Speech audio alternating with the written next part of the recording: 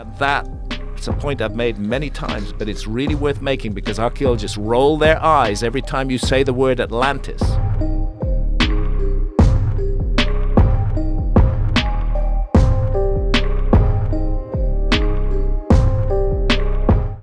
Atlantis, the legendary city, vanished beneath the ocean's surface, hiding a vast store of unexplored human history. Consider the possibilities of revealing these secrets if we could drain the oceans. Utilizing advanced underwater technology, we plunge into the depths, transforming accurate data into 3D representations. Could this be an impressive underwater temple constructed by a mysterious, lost civilization? Today, we are diving deep into the secret of ocean. Could the Yonaguni Monument be linked to the Lost Atlantis? This is Reveal the Mystery. If you are curious to learn the mysteries of the world, space, and beyond, consider subscribing. Yonaguni Island, which is located at the farthest west and south point of Japan, is a place where lots of hammerhead sharks gather every February and March. This attracts divers from all around the world. In 1986, a professional diver named Kihachiro Aratake, who was also in charge of promoting tourism on Yonaguni Island, found something really strange during one of his dives. He found a big structure that looked like it was made very carefully, with flat parts and connected levels. This discovery made Aratake think that people might have built this structure. He told everyone about it, and it made a big sensation in the news. So suddenly, Yonaguni Island became popular not only for divers, but also for reporters, science writers, and even famous scientists. This led to a big argument. Was this thing made by people or did it happen naturally? And why did so many people find it so interesting?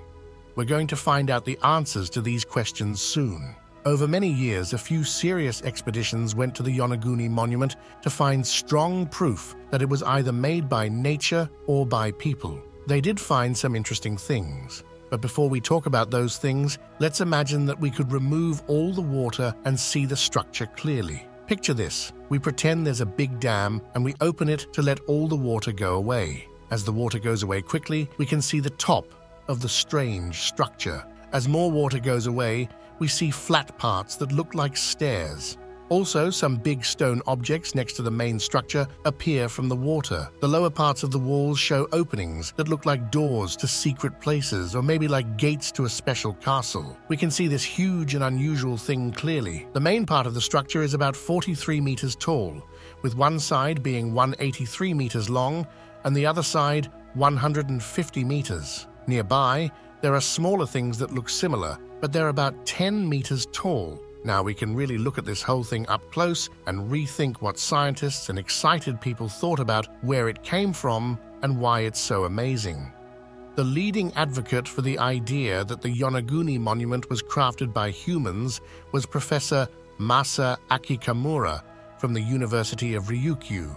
For over 10 years, he conducted extensive research and undertook underwater expeditions in search of evidence. He consistently argued that the monument was the result of human construction, even if it meant risking his own professional reputation. He collaborated with Graham Hancock, a well-known British writer and journalist renowned for his unconventional perspectives on historical enigmas and ancient civilizations. While Hancock's methods are sometimes viewed as less than entirely scientific, he collaborated with a genuine scientist named Robert Schoch, who made significant contributions to unraveling the mysteries of the Yonaguni Monument. Hancock proposed a fascinating idea related to the Earth's axis tilt. This tilt results in the Tropic of Cancer and the Tropic of Capricorn being located at the same angles north and south of the equator. However, this tilt changes over tens of thousands of years, and around 10,000 years ago, it could have been different, possibly around 24 degrees and 27 minutes. What adds intrigue to this is that Yonaguni Island happens to be situated precisely at this latitude. Hancock suggested that the monuments discovered were constructed on the Tropic of Cancer. This implies that the civilization responsible for these structures not only possessed the ability to shape the land, but also had a deep understanding of astronomy to create objects with significant astronomical alignments. Nevertheless, this could potentially be coincidental. Professor Kimura, on the other hand, puts forth several arguments supporting the notion that the monument has an artificial origin. Firstly, the monument's appearance is reminiscent of a pyramid or castle, featuring numerous small steps about 20 centimeters high that resemble a staircase. Certain elements of the monument seem unlikely to have been formed by natural wave and water actions. The immediate area surrounding the monument resembles a road, notably lacking in rock debris, which contradicts the idea of natural forces sculpting it. This road is bordered by a stone wall.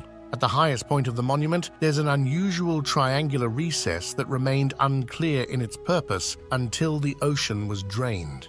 Without water, it resembles an exotic pool, possibly used as a place for relaxation by the civilization that created it. Despite these numerous indications of an artificial origin, the most compelling evidence came from the discovery of artifacts during one of the expeditions. Among these artifacts were stones with carved symbols, basic tools, and even depictions of an animal closely resembling a bull. This was a moment of excitement for the people who believed that humans built the Yonaguni Monument because they finally found some clues about who might have made it. But this is also where things got disappointing. First, they didn't find a lot of evidence. Second, the things they found didn't belong to the legendary Lemurians, as some thought, but instead, they seemed to be connected to the local Ryukyu culture, and these things were estimated to be only about 2,000 to 5,000 years old. One of the people on the expedition was Robert Schock, who is a part-time teacher at Boston University. He believed that Yonaguni is a natural formation. He said he didn't see any proof of human construction during the investigation. He pointed out that the whole stone structure is one big piece of rock, not made from separate blocks. This rock is sandstone, which tends to break along its natural lines. That's why it looks like it has straight lines, sharp corners, and surfaces that seem like bricks. Schock also said that the area around the Japanese islands often has earthquakes, so it's normal to see rocks with big cracks, especially at angles of 90 and 60 degrees to each other. But he did suggest that humans might have changed the monument after it formed naturally. Beneath the monument, there lies an underwater cave adorned with stalactites, those distinctive formations that hang from the ceilings of caves. The use of beryllium-10 dating revealed that these stalactites ceased forming around 10,000 years ago, coinciding with the submersion of this area, including the monument, by the sea. Stalactites cannot develop underwater. Geologists estimate the monument's age to be somewhere between 10,000 to 16,000 years. In light of these findings, Graham Hancock's notion that Yonaguni was positioned on the Tropic of Cancer during its creation gains credibility. However, it's highly unlikely that the Yonaguni Monument has any connection to the fabled Atlantis. Nevertheless, the possibility remains that it holds significance beyond being a natural rock formation.